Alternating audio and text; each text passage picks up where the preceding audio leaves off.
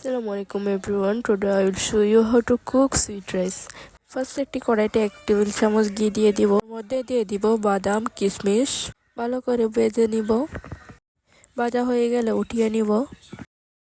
আবারও একই পাতিলে দিয়ে দিব 2 টেবিল চামচ ঘি, তার মধ্যে দিয়ে দিব 1 কাপ চিনি। চিনিটাকে ভালো করে ঘির সাথে মিশিয়ে নিব। তার মধ্যে দিয়ে দিব 1 কাপ গরুর দুধ। তার মধ্যে দিয়ে দিব আগের থেকে সিদ্ধ করে রাখা ভাত।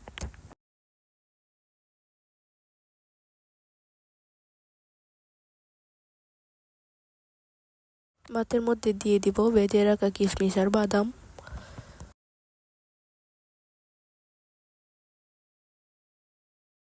দিয়ে দিব মিষ্টি আর মাওয়া।